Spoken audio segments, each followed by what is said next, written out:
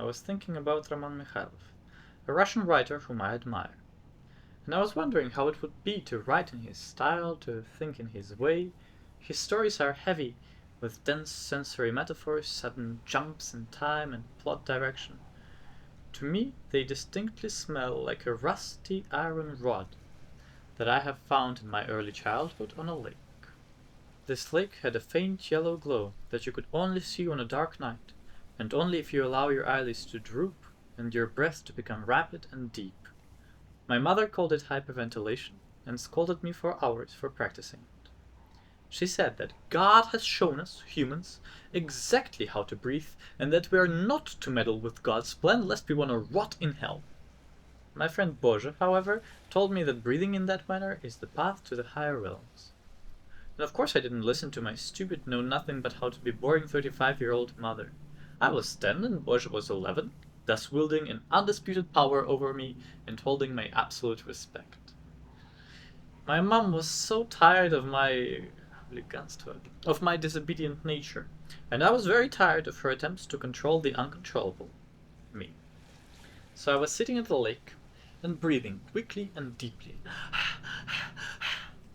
My head started spinning, but instead of stopping, I doubled down. And when my head was spinning so fast that it almost took off, I took one final deep breath and slowly exhaled, letting all the air out, entering a state of absolute stillness that can only be found in between the breaths. The time has stopped for me, but not for the world around. The lake glowed with a dim yellow light. Rustling of trees in a soft breeze tickled my ears. Fireflies were swooshing around, lighting up for just a second before disappearing back into nothingness. It would be cool to be able to do that, to light up, even if just for a second. The boys at school would be so envious of me. Boże claimed he could do that. Light up for just a second. I didn't dare to doubt him, but truth be told I never saw him do it. I would sit with Boże for hours as he was trying to light up, but invariably my patience ran out and I walked off mere minutes before he succeeded. Boże didn't go to school with us. He was homeschooled by his father David, who was a real wizard.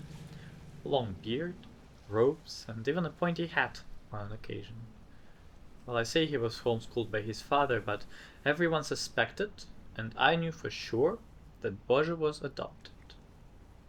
That was a secret that I carried, and so I was very scared when one day Boże asked me unprompted, "David is not my real father, did you know?" I slowly nodded, not sure if I should feel relief for the secret finally coming out, or if I should beg for forgiveness for keeping it a secret for so long.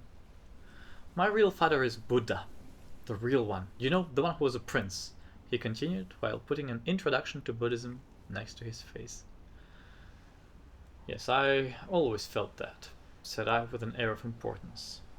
Boże looked nothing like the young prince on the book cover, but I couldn't reveal the true reason. I affirmed his statement. You see, Boże didn't know how to read still, but I learned to read at the young age of 5, and was fascinated by the fact that people were writing their own secrets down. So I took an unusual hobby of snooping around my friends' houses looking for secrets written down by their parents. And one time I was snooping around Boże's house, and in David's cabinet I found a beautiful paper with an intricate, colorful, embossed pattern and even an iridescent holographic stamp.